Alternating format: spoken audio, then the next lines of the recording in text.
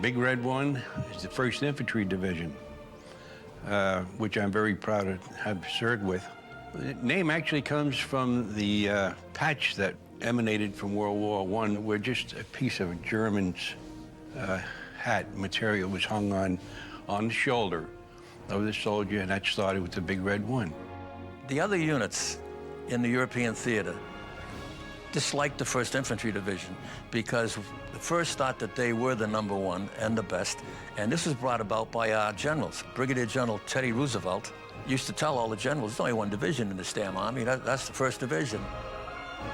The motto of the Big Red One is no mission too difficult, no sacrifice too great, duty first. And they mean it. We had guys in the outfit, 24, 26. They had been through Africa and Sicily. They were seasoned veterans. I got a nickname, Yak Yak. I don't know why. You know, way us Irish guys are from Boston. I think I was the funniest one in the squad. I felt it was my responsibility to my platoon to keep morale up. I spent a lot of time in Big Red One. I made a lot of friends. We buddied together. We had a lot of good times together. It's been over 60 years, you know, a lot of names just fade out. But his name will never fade out, obviously, because he saved my life, you know. You rely on that guy on the right and left. This stuff about apple pie and mother and, you know, the country, that's baloney. You soldiered because you didn't want to leave your buddies. You didn't want to make your buddies ashamed of you. It was a regular Army unit. It was well-trained, well-organized. They met their baptism of fire in North Africa, and it just built from there. They had a pretty bad reputation as being pretty tough guys, but they were fighters.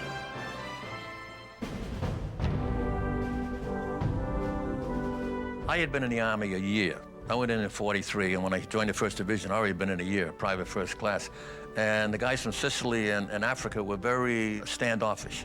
And I found out why. They don't want to annoy you because you get whacked, they get a friendship. And I understood that because these guys had been through Africa and Sicily. There were so many replacements for the casualties they had in Sicily. When we were making the attack at Beja in North Africa, we got into the cactus fence that surrounded the farm when the Germans opened up us. They sucked us in. It was an ambush, really. When I got back to the company area, I found that I had taken a number of bullets through the back of my back and had never even known it.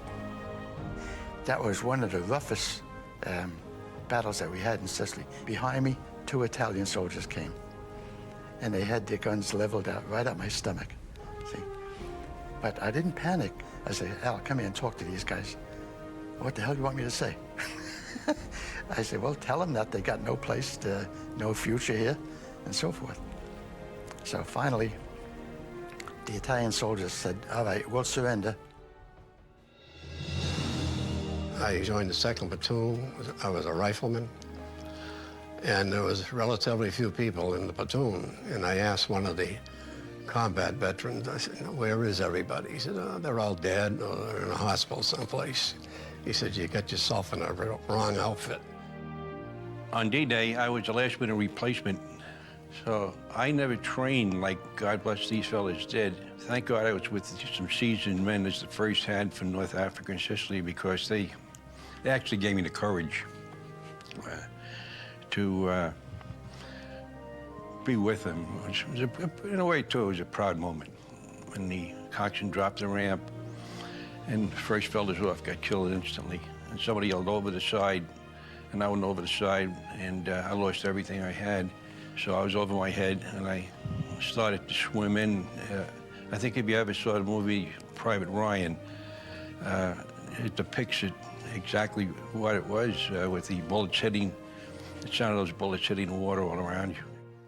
Trying to get out of the water, I made it up almost to the shale wall, and I got hit with some shrapnel, knocked me down. Of course, the rules were you don't stop for anybody. So the other guys were running right by me, you know, and the fire was just completely intense.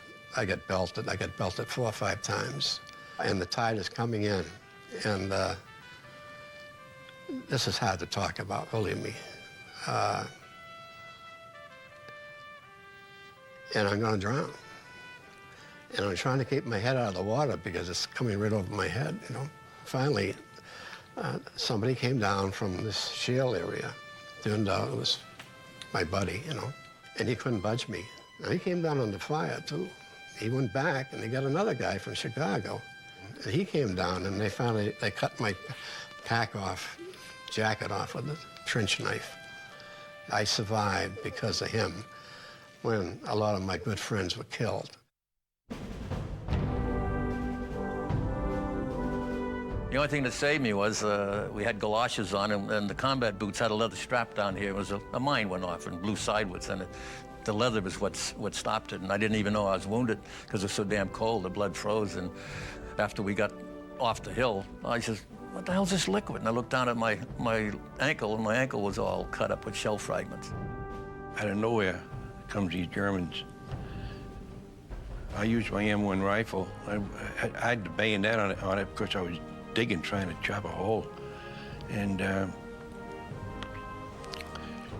I went off with 8 rounds, and I got some of them, and next thing, this one was up, this fellow was almost on top of me. And I guess it was instinct. He swung his rifle at me, and I got him with my bayonet. And to this day, that haunts me. It's an awful way to die. And that's something I always have to live with. I got called back in that afternoon, and they sent word that he wanted to see me, and I thought, well, what am I going to get this time? And he told me to pack my barracks bag. I was going home. And I had a 45-day furlough. And I hit Kansas City on the VE Day, and it wasn't safe on the streets in Kansas City on VE Day because everybody wanted to buy you a drink.